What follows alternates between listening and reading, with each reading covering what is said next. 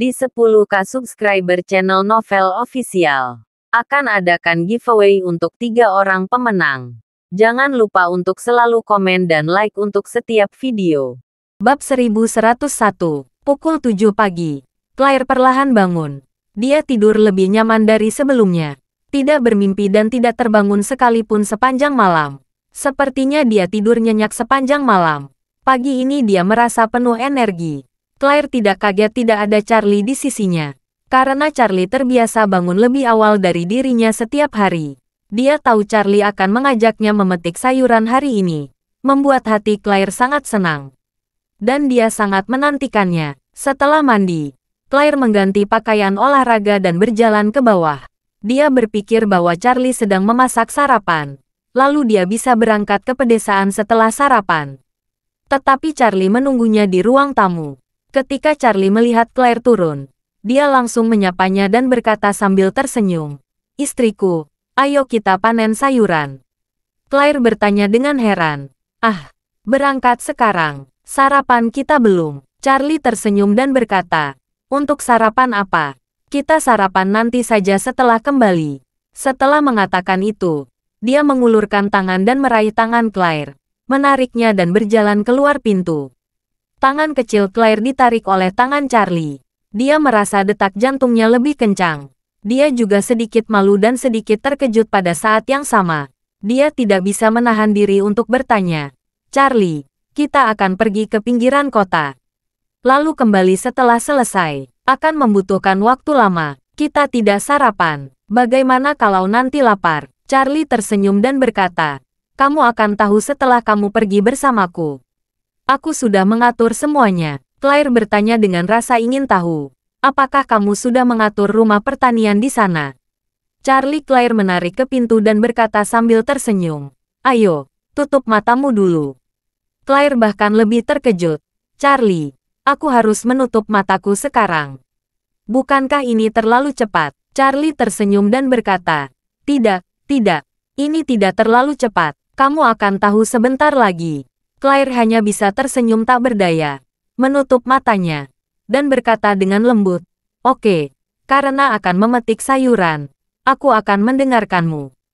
Charlie tersenyum dan berkata, "Jangan mengintip, oke?" Claire berkata dengan serius, "Jangan khawatir, aku tidak akan pernah mengintip. Aku juga suka kejutan." "Bagus." Charlie memegang tangan kecil Claire yang lembut dan hangat, dan dengan hati-hati membawanya keluar pintu, sampai ke halaman. Pada saat ini, lebih dari 500 meter persegi halaman sudah ditanami buah dan sayuran. Ditanam di bagian paling timur halaman.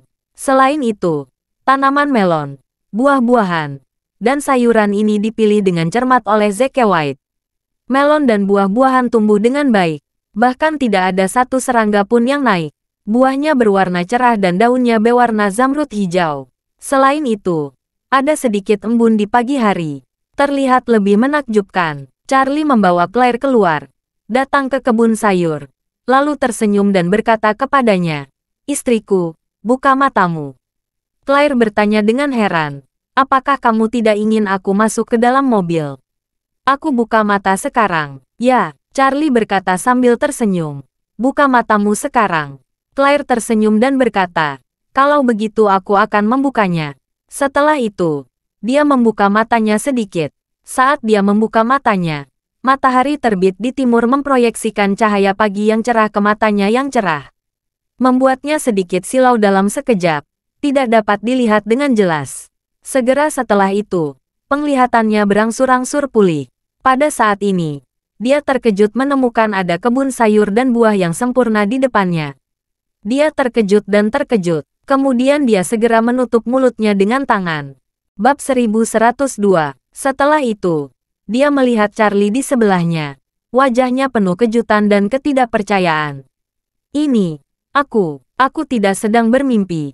Charlie, bagaimana kita bisa memiliki kebun sayur dan buah seperti itu di rumah?"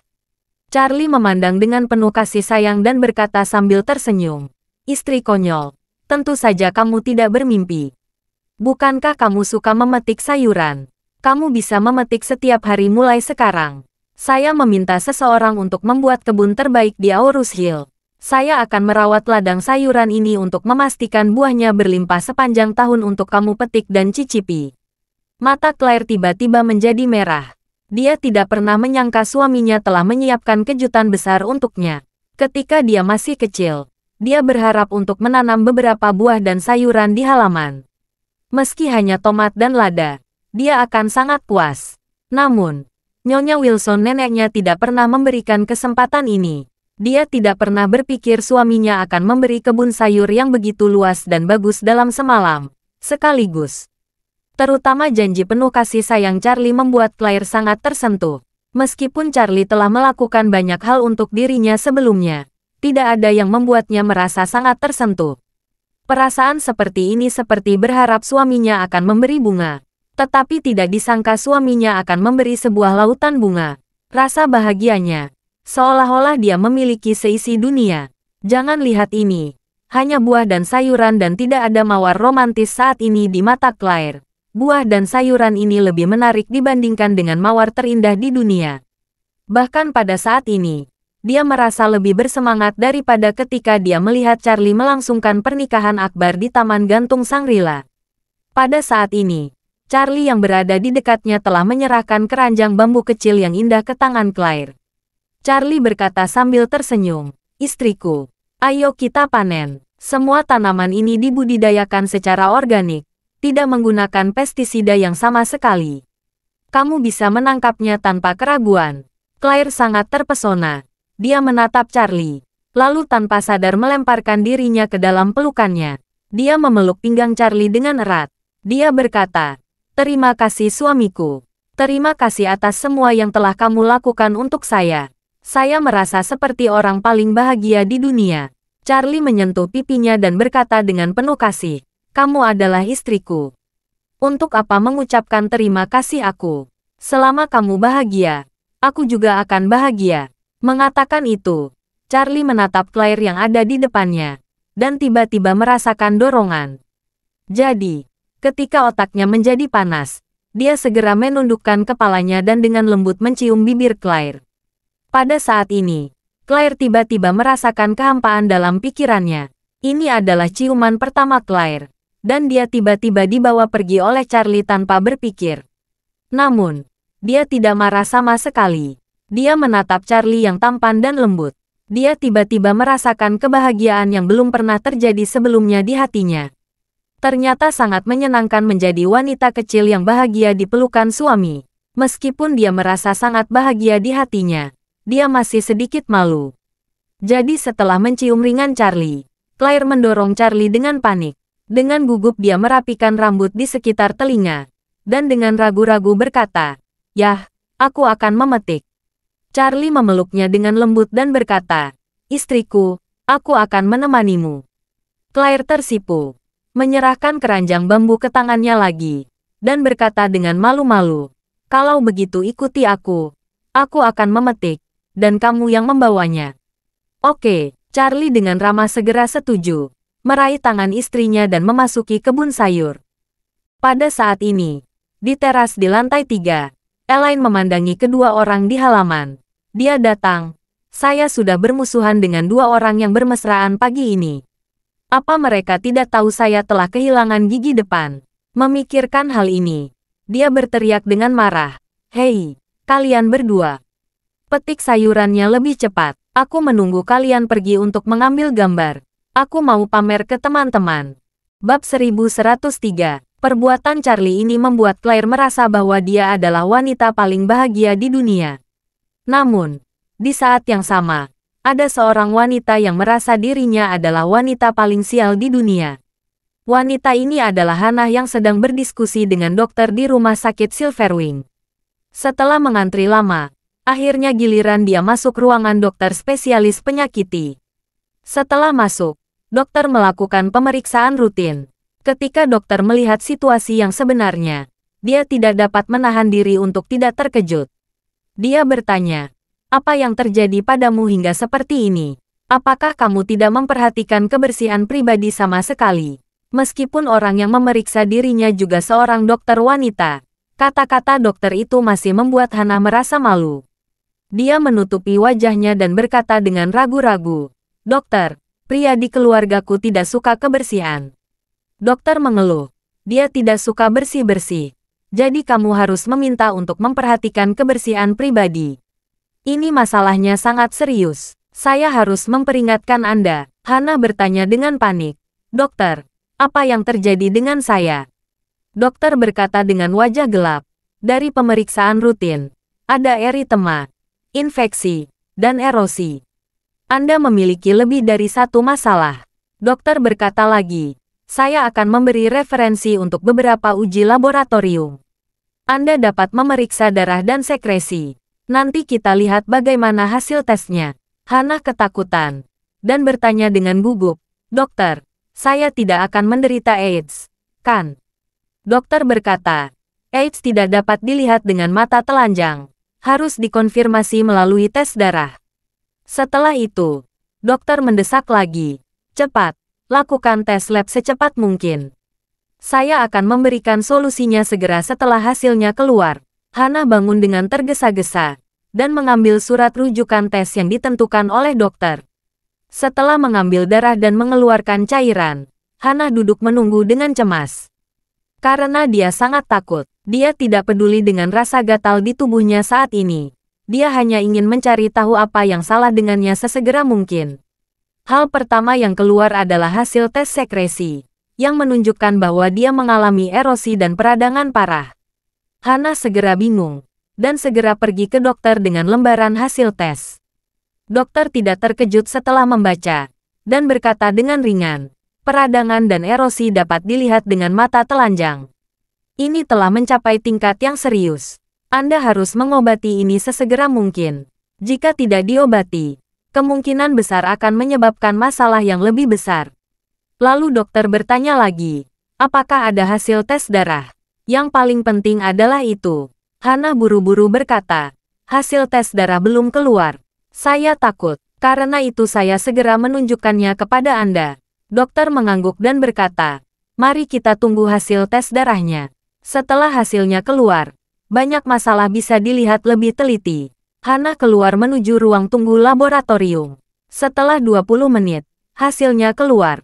Total ada 4 hasil. Setelah Hana tiba, dia mulai melihat yang pertama. Laporan pertama membuatnya takut setengah mati. Tes Neisseria gonorrhoeae. Positif. Neisseria gonorrhoeae. Bukankah ini kencing nanah? Sial. Pengawas sialan itu benar-benar menularkan gonore padaku.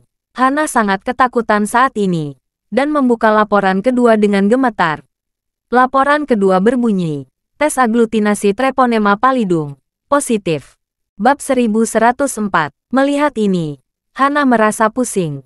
Bukan hanya kencing nanah, tapi juga sifilis. Pengawas bajingan itu adalah raja racun. Bukankah itu membunuh dirimu sendiri? Hana merasakan kakinya lemas dan dia hampir tidak bisa berdiri.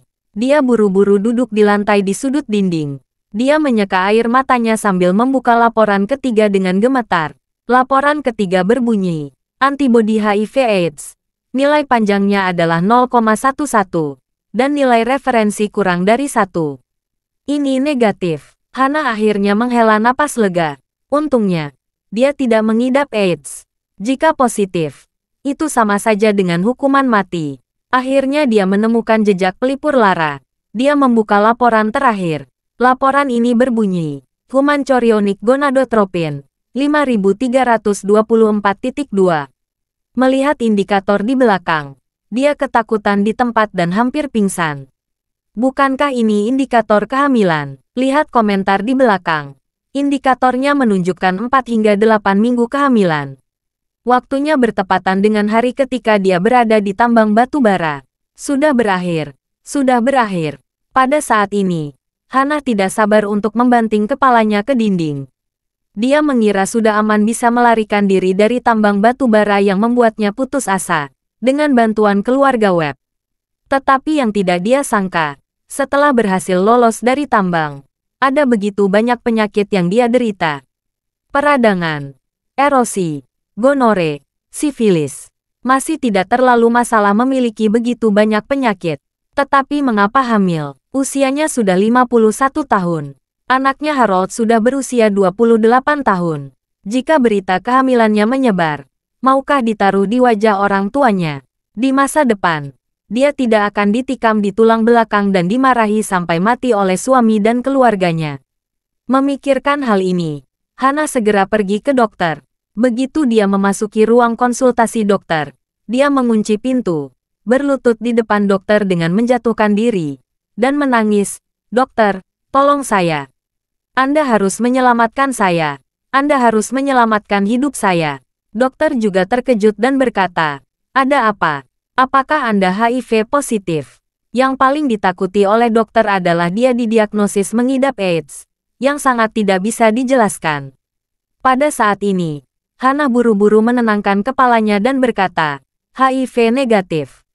Bukan hanya gonore, saya juga menderita sifilis. Dan yang lebih penting, saya hamil." Dokter menghela nafas lega saat ini dan berkata dengan ringan, "Kencing nanah dan sifilis sulit diobati, tetapi masih ada peluang untuk menyembuhkannya, selama Anda secara aktif bekerja sama dengan pengobatannya." Setelah berbicara, dokter berkata lagi, "Untuk kehamilan, Anda tidak perlu terlalu terkejut atau khawatir. Tidak jarang wanita seusia Anda hamil, bahkan ada yang sampai melahirkan anak." Dokter melanjutkan, "Saya tidak menyarankan Anda untuk memiliki anak ini. Lagi pula, Anda masih menderita gonore dan sifilis. Sifilis ini sangat serius, harus segera diterapi. Kemudian secara aktif bekerja sama dengan pengobatan untuk menyembuhkan semua penyakit ginekologi dan penyakit kelamin ini." Hana berpikir dalam hati, dia tidak bisa melahirkan anak ini. Jika suami, ibu mertua, dan putra-putrinya tahu dia hamil setelah lama berada di tambang batu bara, maka sungguh-sungguh melirik untuk tinggal bersama mereka. Bab 1105. Ketika Hana sadar, pikiran pertamanya adalah menyingkirkan anak itu sesegera mungkin. Jadi dia bertanya kepada dokter, "Dokter, jam berapa paling cepat membuat janji untuk aborsi?" Kata dokter, "Kalau mau, bisa operasi minggu depan, atau paling cepat Senin depan." Ketika Hana mendengar bahwa dia harus menunggu sampai hari Senin, dia langsung panik dan bertanya dengan cemas, "Mengapa menunggu sampai hari Senin? Jika ini tentang uang, saya bisa membayar 2 atau 10 kali lipat. Sekarang masalahnya sangat serius. Menunda 1 hari ada bahaya ketahuan. Jadi dia tidak bisa menundanya." Dokter memeriksa kepalanya dan berkata, "Ini bukan tentang uang. Tidak ada opera selama 2 hari di akhir pecan. Jadi jika Anda ingin menggugurkan anak ini, Anda harus menunggu sampai Senin." "Oke, Senin adalah Senin." Ekspresi Hana berubah lagi. Meskipun dia panik, dia harus menahan diri. Lagi pula, dia tidak bisa melakukannya sendiri. Aborsi bukanlah masalah sepele. Di usianya, bisa berakibat fatal. Dokter berkata lagi, "Saya akan meresepkan beberapa obat oral dan obat oles untuk Anda terlebih dahulu. Anda dapat membawanya pulang dan mengontrolnya terlebih dahulu.